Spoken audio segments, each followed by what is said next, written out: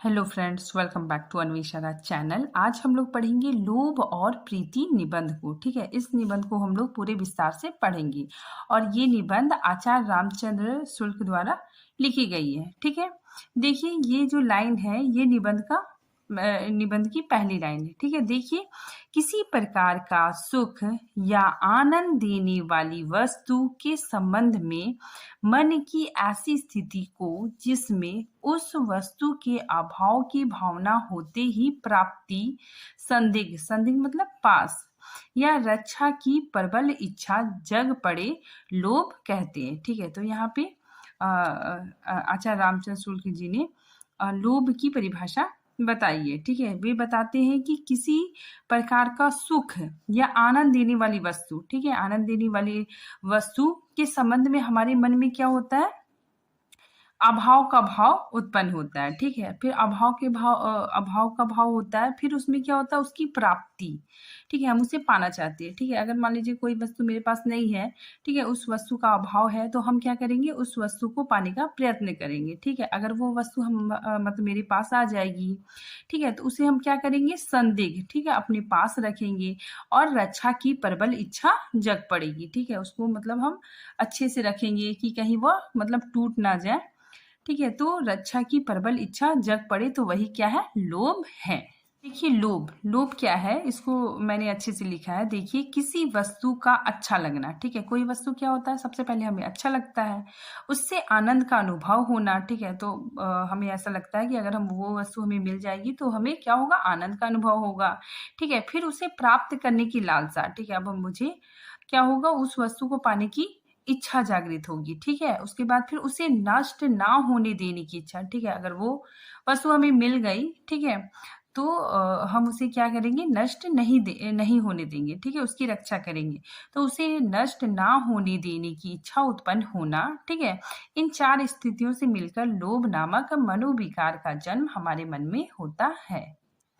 अब देखिए लोभ का स्वरूप। ठीक है, लोभ दो पक्ष में होते हैं। ठीक है, लोभ के दो पक्ष होते हैं। ठीक है, पहला सुखात्मक और दूसरा दुखात्मक। ठीक है, अगर कोई वस्तु हमें मिल जाती है तो हमें क्या होता है, बहुत सुख का अनुभव होता है। ठीक है, अगर हमें नहीं मिलता है तो क्या होता है, उस लोभ के कारण हमें दुख का अनुभव होता है। ठीक है, तो इस तरह हम समझते हैं कि लोभ के दो पक्ष होते हैं, सुखात्मक और दुखात्मक। ठीक है, ये काफी इंपॉर्टेंट है, ये सब पॉइंट आप लोग देख लीजिएगा। नेक्स्ट देखिए, प्राप्ति की लालसा यदि वस्तु के प्रति है। ठीक है, अगर हम कोई चीज पाना चाहते हैं, कोई वस्तु पाना चाहते हैं, तो वह लोभ कहलाएगा। ठीक है, लेकिन व्यक्ति के प्रति, ठीक है, अगर हमें व्यक्ति के प्रति लोभ है, ठीक है, तो वो प्रीति कहलाएगी। ठीक है, अगर कोई वस्तु को हम चाहेंगे तो वो लोभ होगा। ठीक है, लेकिन अगर हम किसी इंसान को चाहेंगे तो वो प्रेम कहलाएगा। ठीक है, नेक्स्ट देखिए, विशिष्ट वस्तु या व्यक्ति के प्रति होने पर लोभ व सात्विक रूप प्रदान करता है जिसे प्रीति या प्रेम कहते हैं। ठीक है, तो यहाँ पे बताया जा रहा है कि जो मान लीजिए सामान्य वस्तु है, ठीक है, कोई भी वस्तु अगर हम उसके प्रति लोभ करते हैं, ठीक है, तो वो सामान्य लोभ कहलाएगा। ठीक है, लेकिन अगर उसके प्रति मुझे विशिष्ट आकर्षण होगा तो वो प्रीति कहलाएगा। ठीक है, जैसे देखिए मुझे मिठाई बहुत पसंद है। ठीक है, सबको पसंद होता है, लेकिन हमको एग्जैक्ट गुलाब जामुन नहीं पसंद है। ठीक है, तो वो क्या हो गया, विशिष्ट वस्तु हो गया। ठीक है, मेरे लिए तो वो क्या कहलाएगा, प्रीति या फिर प्रेम कहलाएगा। ठीक है, नेक्स्ट देखिए, ये पॉइंट काफी इंपॉर्टेंट है। लोभ सामान्य मुख होता है और प्रेम विषयमुख होता है। ठीक है, मतलब जो लोभ होता है, ठीक है, तो ये क्या होता है, सामान्य होता है। ठीक है, लेकिन जो प्रेम होता है वो मतलब विशिष्ट होता है। ठीक है, मतलब प्रेम विशेष से होता है और लोभ सामान्य से होता है। ठीक है, जैसे मैंने अभी मिठाई का उदाहरण दिया उसी प्रकार से। ठीक है, नेक्स्ट देखिए, किसी विशेष वस्तु पर इस प्रकार मुग्ध रहना कि उससे कितनी ही अच्छी अच्छी वस्तुओं के सामने आने पर भी उस विशेष वस्तु से प्रवृत्त ना हटे रुचि या प्रेम कहलाती है। ठीक है, मान लीजिए कोई चीज मुझे अच्छी लगी। ठीक है, कोई चीज मुझे बहुत अच्छी लगी। ठीक है, मान लीजिए मुझे ये पेन ही अच्छी लगी। ठीक है, फिर इसके बाद मैंने बहुत सारा पेन देखा तो मुझे मतलब सिर्फ यही पेन बहुत ज्यादा पसंद है। ठीक है, तो ये मेरा क्या हो गया, रुचि या प्रेम कहलाएगा। ठीक है, तो उसी चीज को यहाँ पे बताया जा रहा है कि किसी विशेष वस्तु पर इस प्रकार मुग्ध रहना ठीक है, कि उससे कितनी भी अच्छी-अच्छी वस्तु आ जाए, ठीक है, मतलब उसके सामने कितनी ही अच्छी चीज़ें आ जाएँ, लेकिन मेरा ध्यान सिर्फ़ उसी पे आकर्षित रहेगा, ठीक है, तो वही रुचि या प्रेम कहलाता है। ठीक है। नेक्स्ट देखिए, कहीं कोई अच्छी चीज़ सुनकर दौड़ पड़ना लोभ होता है, ठीक है, मतलब कहीं हम सुने कि अच्छी चीज़ है, ठीक है, तो उसके पीछे दौड़ रहे हैं, तो वो क्या कहलाएगा? लोभ कहलाएगा। आगे देखिए, किसी स्त्री या पुरुष के रूप की प्रशंसा सुनते ही पहला भाव लोभ का होगा, ठीक है, अगर हम किसी की रूप की प्रशंसा सुनते हैं, ठीक है, उसकी बड़ाई सुनते हैं, तो पहला मेरा क्या होगा? पहला भाव लोभ होगा, ठीक है। फिर किसी को हमने बहुत सुंदर देखा, ठीक है, और लुभ हो गए, उसके पीछे दूसरे को उससे भी सुंदर देखा, तो उस पर मुग्ध हो गए, तो वह लोभ है, ठीक है। तो यहाँ पे बताया जा रहा है कि मान लीजिए कोई सुंदर स्त्री है, ठीक है, मैंने उसको देखा, ठीक है, तो हमारे मन में क्या हुआ? लोभ का भाव उत्पन्न हुआ, ठीक है। फिर उससे भी खूबसूरत लड़की दिख गई, तो हम उसके पीछे मतलब वो दौड़ने लग गए, ठीक है। फिर उससे उससे भी सुंदर कोई लड़की है, तो हम उसके पीछे जा रहे हैं, तो ये मेरा क्या हो गया? लोभ हो गया, ठीक है। ये हमारा प्रेम नहीं हुआ, ठीक है।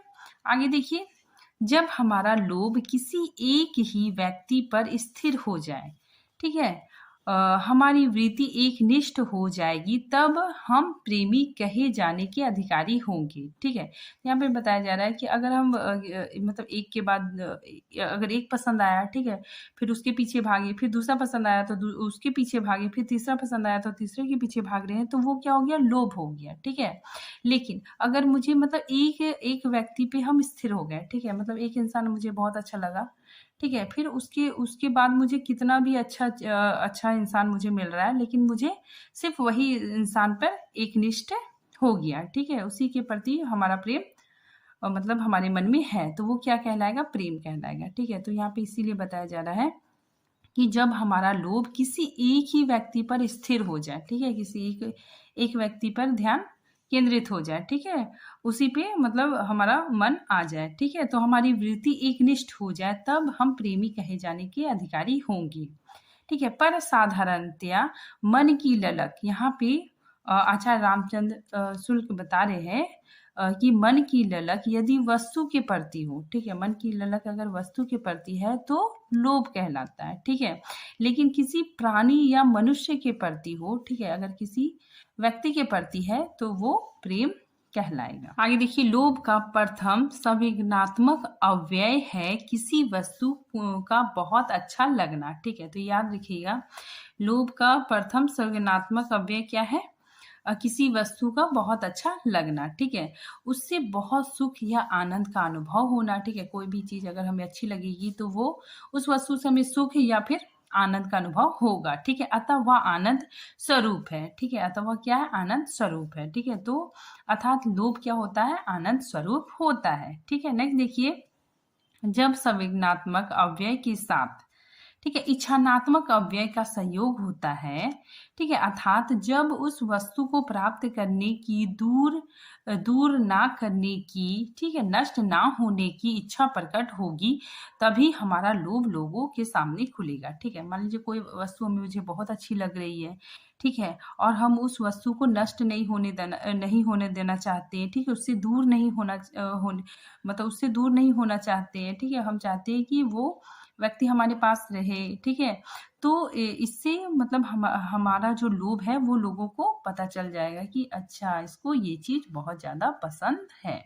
नेक्स्ट देखिए, धन संचय करने में बहुतों को लक्ष्य धन ही रहता है, ठीक है, उससे प्राप्त सुख नहीं, ठीक है, मतलब यहाँ पे बताया जा रहा है जो धन संचय करते हैं, ठीक है, मतलब उसका सिर्फ एक ही लक्ष्य होता है कि सिर्फ हमको धन का संचय करना है, ठीक है, मतलब धन एकत्र करना है, और उसको मतलब उससे प्राप्त सुख नहीं, ठीक है, मतलब अगर उसको कोई भी जरूरत है तो उससे मतलब वो उससे उस धन का यूज नहीं करेगा, ठीक है, मतलब इसको हम लोग समझ सकते हैं जैसे कंजूस टाइप का आदमी, ठीक है, जो कंजूस होता है वो क्या करता है? सिर्फ धन एकत्र करने में लगा रहता है, ठीक है, अगर उसे कुछ दिक्कत भी हो रहा है तो वो अपने धन का इस्तेमाल नहीं करेगा, ठीक है, तो उससे प्राप्त सुख नहीं लेता है, ठीक है। नेक्स्ट देखिए, भूखे रहने पर सबको पीड़ा अच्छा लगता है, ठीक है, ठीक है, यहाँ पे जो लेखक है वहाँ पे मतलब उदाहरण देके समझा रहे हैं कि भूखे रहने पर सबको पेड़ा अच्छा लगता है, पर चौबे जी पेट भर भोजन के बाद भी पेड़ा पर हाथ फेरते हैं। ठीक है, अतः हम यह कह सकते हैं कि चौबे जी को मिष्ठान से अधिक रुचि है। ठीक है, तो उसे मिठाई बहुत पसंद है। ठीक है, आगे देखिए, प्रिय या अच्छी लगने वाली वस्तु के संबंध में इच्छा दो प्रकार की होती है। ठीक है, तो यहाँ पे जो लेखक है बता रहे हैं कि इच्छा दो प्रकार की होती है। ठीक है, कौन कौन, देखिए, प्राप्ति या संदिग्ध की इच्छा। ठीक है, कोई भी वस्तु प्राप्त करना, ठीक है, और उसको अपने पास रखने की इच्छा। ठीक है, दूसरा दूर ना करने या नष्ट ना होने देने की इच्छा। ठीक है, जब हमें वो प्राप्त हो जाएगा तो हम उसे दूर नहीं करना चाहेंगे।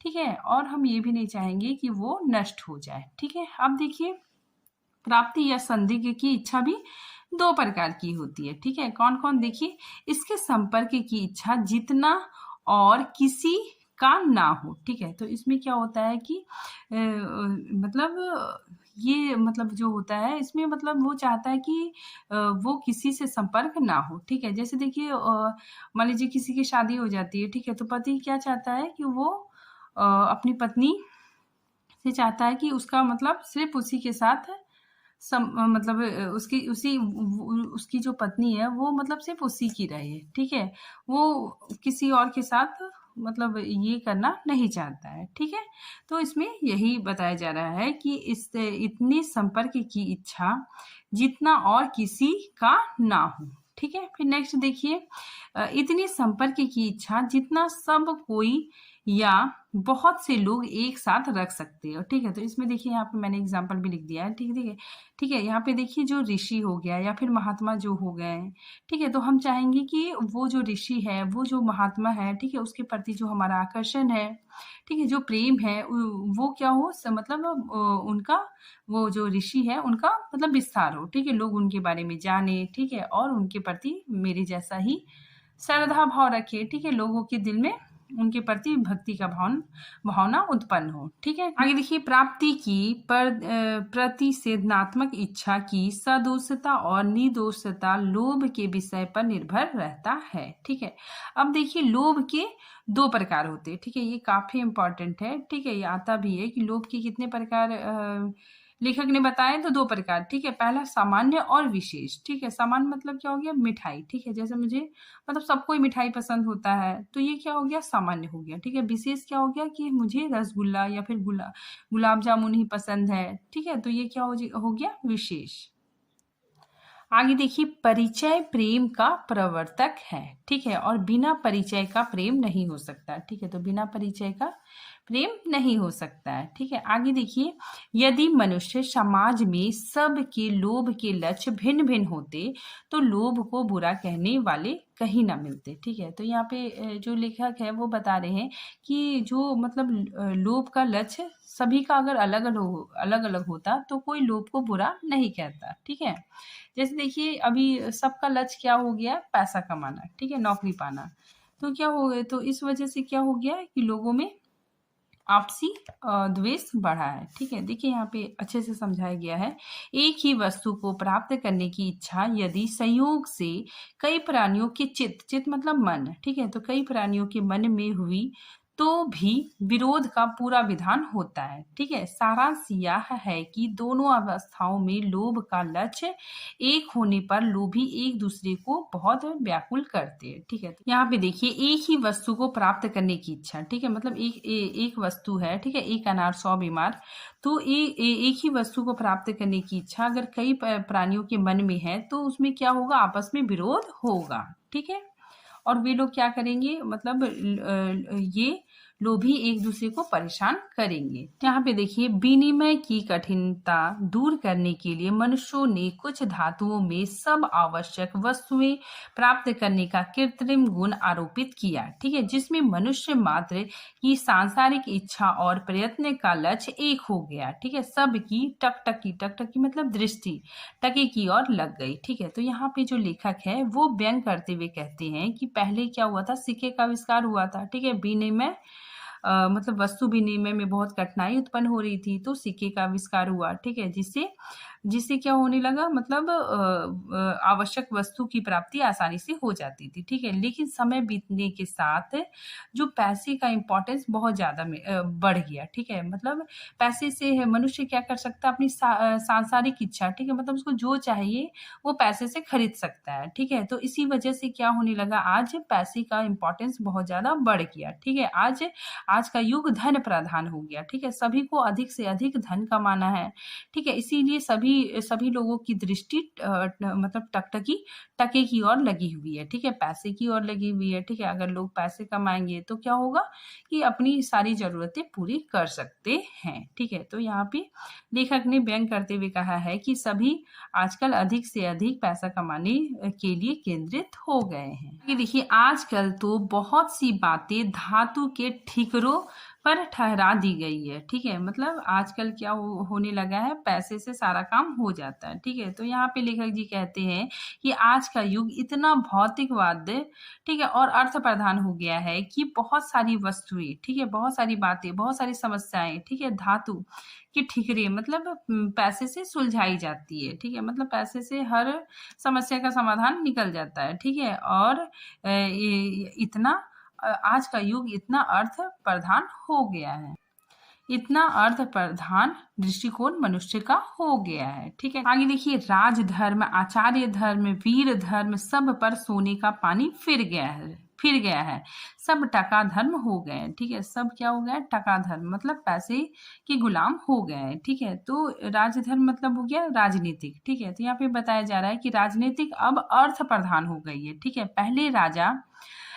लोक कल्याण को ध्यान में रखकर देश के विकास को ध्यान में रखकर शासन किया करते थे, ठीक है? तो पहले जो राजा होते थे वो मतलब देश का, जनता का विकास करने में लगे होते थे, ठीक है? लेकिन अब ऐसा नहीं है, अब राजनीति का उद्देश्य स्वार्थ की पूर्ति और धन की प्राप्ति हो गई है, ठीक है? आचार धर्म मतलब शिक्षा, यानी शिक्षा भी व्यवसाय बन गया है।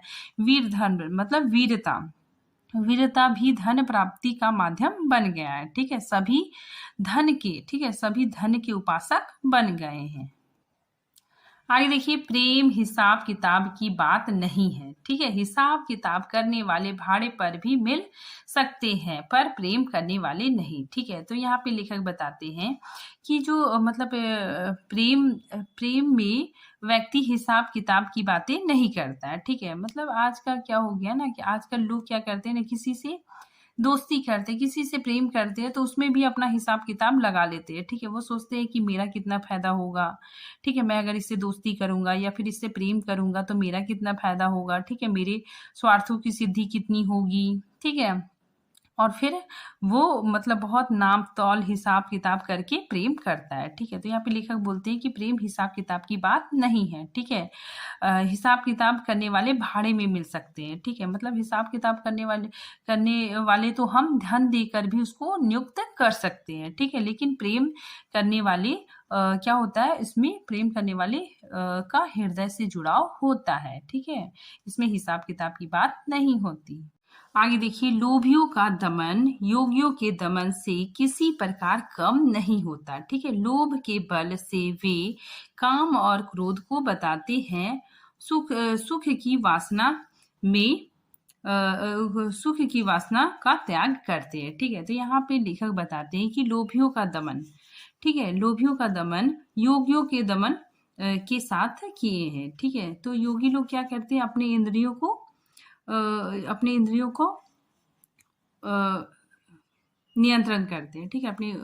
अपने इंद्रियों को नियंत्रण करते हैं। उसी तरह लोभी भी क्या करता है, अपने जो अन्य मनोविकार है उसको भी मतलब कंट्रोल करके रखता है, ठीक है? तो यहाँ पे मतलब यही बताया जा रहा है कि जो व्यक्ति बिना कारण ही, ठीक है, धन संचय करते रहता है, ठीक है, और उसे कोई भी कष्ट होता है, ठीक है, लेकिन वो धन खर्च करना नहीं चाहता है, ठीक है, और वो मतलब निरंतर धन एकत्र करने में लगा होता है, ठीक है? मतलब वो लोभ में इतना वशीभूत हो जाता है कि वो मतलब हर सुख का त्याग कर देता है, ठीक है? जैसे मान लीजिए उसको मूवी देखने के लिए जाने का मन है, ठीक है, अपने दोस्तों के साथ, लेकिन वो सोच रहा है कि नहीं, अगर हम काम करेंगे, नाइट ड्यूटी करेंगे, ठीक है, नाइट ड्यूटी करेंगे तो मुझे ज़्यादा पैसा मिलेगा।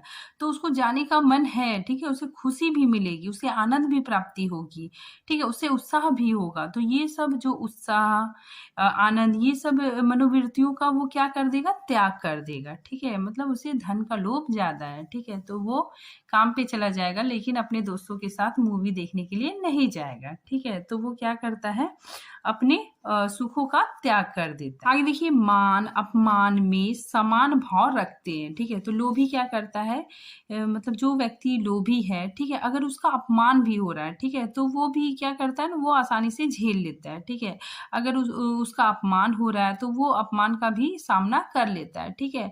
वो उसको सह लेता है क्योंकि उसे मतलब उसे लगता है कि मुझे यहाँ से धन मिलेगा, ठीक है, मुझे यहाँ से मतलब मेरा फायदा होगा, मुझको अगर धन मिलेगा तो वो अपना अपमान भी बर्दाश्त कर लेता है, ठीक है। वो अपना मतलब बेइज्जती भी सह लेता है। लोभ यहाँ पे लेखक बोलते हैं कि लोभियों तुम्हारा अक्रोध, अक्रोध मतलब क्या होता है कि अपमानित होने पर क्रोध ना करना, ठीक है। तुम्हारा इंद्रिय ग्रह मतलब क्या हो गया? इंद्रियों पर नियंत्रण करना, ठीक है। तुम्हारा मान अपमान, ठीक है, सामान्यता, तुम्हारा तप अनुकरणीय है, ठीक है। तो ये सारे सब चीज क्या है? अनुकरणीय है, ठीक है। किंतु तुम्हारी निष्ठुरता, तुम्हारा निर्जलता, ठीक है, तुम्हारी अविवेक अन्याय, ठीक है, निग्रह ये है, ठीक है, तुम धन्य हो और तुम्हें धिक्कार है, ठीक है। तो लेखक उसको धिक्कारते भी हैं, ठीक है। तो यहाँ पे लेखक बताते हैं कि लोभियों को कहते हैं कि तुम जो क्रोध नहीं करते हो, ठीक है, तुम अपने इंद्रियों पर नियंत्रण करते हो, ठीक है, और अपने मान अपमान को भी बर्दाश्त कर लेते हो, ठीक है। तो ये तो क्या है? ये जो तुम तप करते हो ये क्या है? अनुकरणीय है, ठीक है, बहुत मतलब अच्छी बात है। लेकिन तुम्हारी जो निठुरता है, ठीक है, तुम्हारा जो निर्जलता है, तुम्हारा जो अविवेक है, ठीक है, अन्यायी है, अन्याय, ये सब क्या है? अन्याय है, ठीक है, और इस पे इस पे धिक्कार है, ठीक है। लेखक बताते हैं कि लोभियों को कि तुम्हें धिक्कार है। यहाँ पे देखिए लेखक कहते हैं, ठीक है, इसको मैंने बहुत अच्छे तरीके से लिखा है। देखिए यहाँ पे लेखक कहते हैं कि तुम्हारी निठुरता, निर्जलता, तुम्हारी अविवेक, ठीक है, अन्याय, तुम धन्य हो, ठीक है, जो मान अपमान में समान भाव से रह रहे हो, ठीक है। मतलब मान अपमान में भी तुम सामान्य भाव से रहते हो तो तुम धन्य हो। लेकिन लेखक धिक्कारते भी है, ठीक है। तो धिक्कारते क्यों है? क्योंकि तुम लोभ से वशीभूत होकर तुम संतुलित बुद्धि से सोच नहीं पा रहे हो, ठीक है। तो लेखक बोलते हैं कि तुम संतुलित बुद्धि से सोच नहीं पा रहे हो, ठीक है, तुम अन्याय कर रहे हो, इसीलिए तुम इन गुणों के कारण घृणा के पात्र हो, ठीक है, और तुम्हें धिक्कार है, ठीक है। आगे की लाइन देखिए, पक्के लोग लक्ष्य भ्रष्ट नहीं होते, कच्चे हो जाते, ठीक है। पक्के लोग मतलब लोभी लोग, ठीक है। तो लोभी लोग क्या करेंगे? हमेशा धन संचय करेंगे तो वे लक्ष्य भ्रष्ट नहीं होते हैं, ठीक है। लेकिन जो कच्चे लोग होते हैं, ठीक है, उसे जिन लोगों को ज्यादा लालच नहीं होता है वो हो जाते हैं। आगे देखिए, मोटे आदमियों तुम जरा से दुबले हो जाते अपने अंदेशों से ही सही तो ना जाने कितनी ठठरियों पर मांस चढ़ जाता, ठीक है। तो इसमें लेखक क्या करते हैं? व्यंग करते हैं, ठीक है। तो लेखक अमीर और धनवान लोगों पर व्यंग करते हुए कहते हैं कि अगर तुम थोड़े सा धन छोड़ देते, ठीक है, अमीर लोगों को बोलते हैं, पूंजीपति लोगों को बोलते हैं, अगर तुम थोड़ा सा धन छोड़ देते तो कितनी हड्डियों में क्या हो जाता?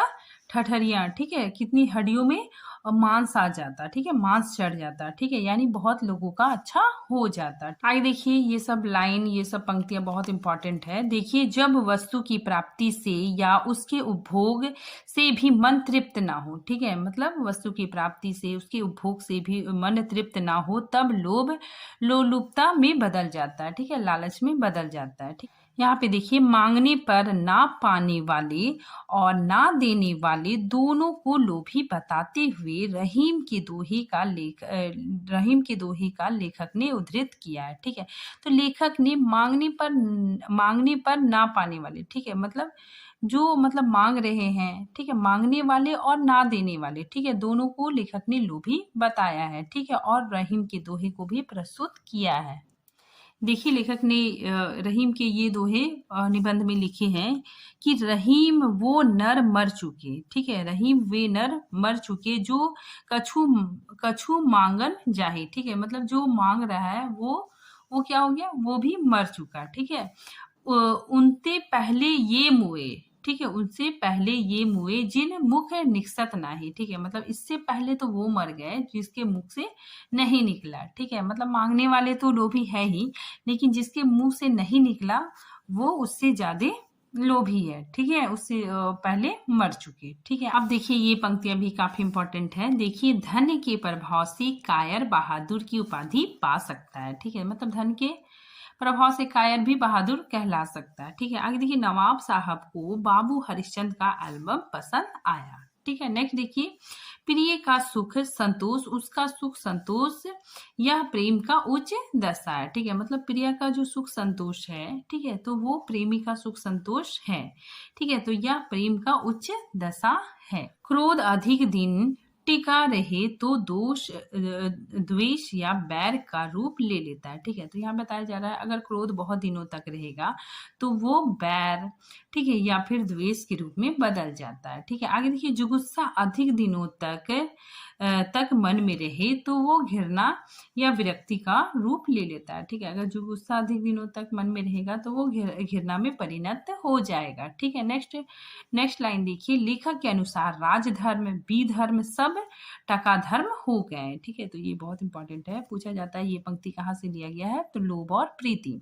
आगे देखिए, लेखक ने निबंध में श्रृंगार के दो प्रकार भी बताए हैं। देखिए, श्रृंगार रस के दो प्रकार, संयोग श्रृंगार और वियोग श्रृंगार। ठीक है, आगे देखिए, श्रृंगार रस को रसराज भी कहा जाता है।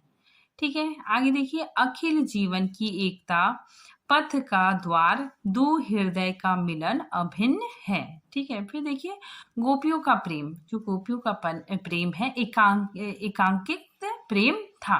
ठीक है, नेक्स्ट है, दूसरों की ओर द्रवित करने वाले हृदय की दो कोमल वृत्तियां। ठीक है, तो याद रखिएगा, हृदय की दो कोमल वृत्तियां कौन कौन है, करुणा और दया। आगे देखिए, प्रेम की रखवाली करने के लिए प्रेमी प्रिय के हृदय में दया को बराबर जगाता रहता है। ठीक है, तो जो प्रेमी होता है वो प्रिया के अंदर मतलब दया का भाव जगाते रहता है। ठीक है, आगे देखिए, तुल्यानुराग मतलब क्या होता है कि दोनों तरफ प्रेम समान हो। ठीक है, तो तुल्यानुराग की प्रतिष्ठा हो जाने पर ही प्रेम को पूर्ण तुष्टि और सफलता प्राप्त होती है। ठीक है, अगर प्रेमी और प्रिय है वो मतलब दोनों एक दूसरे से सामान्य प्रेम करते हैं तो वो क्या है, वो प्रेम सफल प्रेम होगा। ठीक है, आगे देखिए, बंकिम बाबू की रचना दुर्गेश नंदिनी।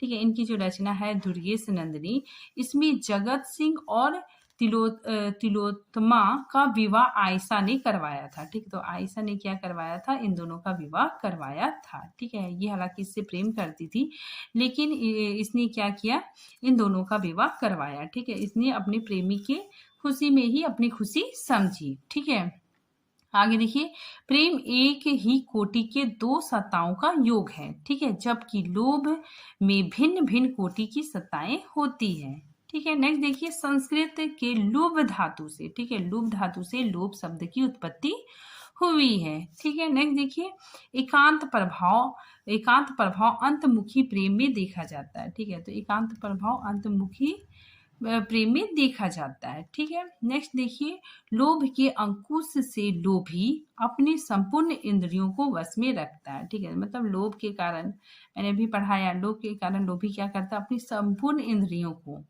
ठीक है, अपनी सारी इच्छाओं को मार देता है। ठीक है, आगे देखिए, लोभ के बल में काम और क्रोध को जीतता है। ठीक है, सुख की वासना का त्याग करता है, मान अपमान में समान भाव रखता है। ठीक है, तो वही चीज यहाँ पे मैंने लिखा है कि वो क्या करता है, मान अपमान भी सह लेता है। ठीक है, अपने सुख का भी क्या कर देता है, त्याग कर देता है। ठीक है, जो लोभी होता है वो क्या करता है, अपनी खुशी को भी त्याग देता है। नेक्स्ट देखिए, लोभ जब बहुत अधिक बढ़ जाता है तब मनुष्य सदा आतुर और प्राप्त के आनंद से विमुख हो जाता है। ठीक है, तो लोभ क्या होता है, जब बहुत अधिक बढ़ जाता है तो उसके पास जो चीज होती है, जो उसे आनंद देने वाली चीज होती है, वो भी उसे आनंद नहीं देती है। ठीक है, वो उसका आनंद नहीं ले पाता है। आगे देखिए, असंतोष अभाव कल्पना से उत्पन्न होता है। ठीक है, तो असंतोष क्या होता है, अभाव के कारण ही उत्पन्न होता है। ठीक है, फिर नेक्स्ट देखिए, संतोष सात्विक जीवन का एक अंग है। ठीक है, तो संतोष भी हमारे जीवन का एक महत्वपूर्ण अंग है। आगे देखिए व्यापार नीति राजनीति का प्रधान अंग बन गई है। ठीक है, आगे देखिए विश्वामित्र को वशिष्ठ की गाय बहुत पसंद आई थी। ठीक है, तो विश्वामित्र को वशिष्ठ की गाय बहुत पसंद आई थी और इन्होंने अपनी मतलब सारी गाय और आधी जायदाद दे देनी चाहिए थी। ये बोल रहे थे कि तुम मेरा अपना गाय दे दो और इसके बदले मेरी सारी गाय ले लो। ठीक है, आगे देखिए विशेष विषयगत लोभ यदि बहुत प्रबल और सच्चा हुआ तो लोभी का त्याग का विस्तार बहुत बढ़ जाता है। ठीक है, तो इसमें वही चीज बताया जा रहा है कि देखिए अगर कोई चीज मुझे बहुत पसंद है, ठीक है, अगर मुझे गुलाब जामुन पसंद है और रसगुल्ला भी पसंद है, ठीक है, तो हमको बोला जाएगा कि नहीं दोनों में सिर्फ एक खाना है। ठीक है, तो मैं क्या करूंगी, गुलाब जामुन को पसंद करूंगी। ठीक है, तो मैंने क्या किया, अपना एक लोभ को छोड़ दिया। ठीक है, एक लोभ का त्याग कर दिया। ठीक है, तो उसमें इसीलिए यहाँ पे बताया जा रहा है कि लोभ का त्याग का विस्तार बहुत बढ़ जाता है। ठीक है, तो उसका जो त्याग का विस्तार बढ़ जाता है। ठीक है, इसमें ये भी एग्जाम्पल दिया था कि जो विश्वामित्र को वशिष्ठ की गाय बहुत पसंद आ जाती है। ठीक है, और ये अपने सारे गाय देने को राजी हो जाते हैं। ठीक है, तो क्या होता है कि लोभ से त्याग का भी विस्तार होता है। ठीक है, नेक्स्ट देखिए आजकल आजकल के युवा युवा मतलब बाबू लोग। ठीक है, तो आजकल के बाबू लोग देश के स्वरूप से अनजान रहने या बनने में अपनी बड़ी शान समझते हैं। ठीक है, फिर नेक्स्ट देखिए लेखक लेखक इस निबंध में यहाँ पे चर्चा भी करते हैं कि वो अपने दोस्त के साथ घूमने जाते हैं। ठीक है, तो देखिए लेखक लखनवी दोस्त के साथ सांची का स्तूप देखने गया था। ठीक है, आगे देखिए लेखक को मित्र ने महुआ नाम लेने से इसलिए मना किया था कि लोग उन्हें देहाती ना समझे। ठीक है, तो वे लोग घूमने गए थे तो वहां पे महुआ का बहुत सारा पेड़ था। ठीक है, बहुत सारा महुआ भी गिरा हुआ था, तो लेखक वहां पे बोलते हैं कि महुआ देखो कितना मतलब गिरा हुआ है। ठीक है, तो उसका उसका जो मित्र होता है बोलता है कि महुआ मत बोलो। ठीक है, ऐसा बोलने से देहाती समझे जाओगे। नेक्स्ट देखिए स्थूल रूप से उदात्त लोग के दो उग्र लक्षण कहे जा सकते हैं। ठीक है, कौन कौन, असंतोष और अन्य वृत्तियों का दमन। ठीक है, आगे देखिए किसी मनोवृत्ति की उचित सीमा तक अतिक्रमण प्राय वहां समझा जाता है जहां और मनोवृत्तियां दब जाती है। ठीक है, और उसके लिए बहुत कम स्थान रह जाती है। ठीक है, तो यहाँ पे वही चीज बताया जा रहा है, जो लोभी होता है वो क्या करता है, धन संचय करने लगता है। ठीक है, और वो धन संचय करने में मतलब इतना उसका जो इच्छा है वो प्रबल हो जाता है कि आनंद, ठीक है, अन्य मनोवृत्तियां, ठीक है, उत्साह आनंद ये सब मनोवृत्तियां क्या हो जाती है, दब के रह जाती है। आगे देखिए रक्षा की इच्छा भी दो प्रकार की होती है। ठीक है, देखिए पहला स्वायत्ता रक्षा की इच्छा। ठीक है, इसमें क्या है, वस्तु को अपने अधिकार में रखने की इच्छा। ठीक है, नेक्स्ट देखिए स्वनिरपेक्ष रक्षा की इच्छा। इसमें क्या होता है, केवल वस्तु को बने रहने देने की इच्छा। ठीक है, अब देखिए ये काफी इंपॉर्टेंट है। ठीक है, यहाँ पे देखिए जिसकी आत्मा समस्त भेदभाव भेद कर अत्यंत उत्कर्ष पर पहुंची हुई होती है वे सारे संसार की रक्षा चाहते हैं। ठीक है, जिस स्थिति में भूमंडल के समस्त प्राणी कीट पतंग से लेकर मनुष्य तक सुखपूर्वक रह सकते हैं उसके अभिलाषी होते हैं। ठीक है, ऐसे लोग विरोध के परे, ठीक है, विरोध के परे होते हैं। ठीक है, उनसे जो विरोध रखे वे सारे संसार के विरोधी और लोक के कंटक हैं। कंटक मतलब कांटा। ठीक है, तो इसमें बताया जा रहा है कि जिसके हृदय में, ठीक है, मतलब जो हृदय किसी प्रकार का भेदभाव नहीं रखता है, ठीक है, किसी प्रकार का भेदभाव नहीं रखता है, जो सारे संसार की रक्षा करना चाहता है। ठीक है, सृष्टि के समस्त प्राणी चाहे वो कीट पतंग, ठीक है, चाहे वो कीट पतंग ही क्यों ना हो, ठीक है, उसका भी कल्याण करने की कामना करता है। ठीक है, ऐसे लोगों का विरोध किया नहीं जा सकता। ठीक है, लेकिन फिर भी कुछ लोग ऐसे होते हैं जो विरोध करते हैं। ठीक है, ऐसे लोगों का विरोध करने से जो लोग ऐसे लोगों का विरोध करते हैं तो वे सारे संसार के विरोधी है। ठीक है, तो वे सारे संसार के विरोधी हैं। ऐसे लोगों को सारे संसार का विरोधी मानना चाहिए। ठीक है, ऐसे लोग इस समाज के सृष्टि के लोगों के विकास के मार्ग का रुकावट होते हैं। ठीक है, विकास के मार्ग का कांटा होते हैं।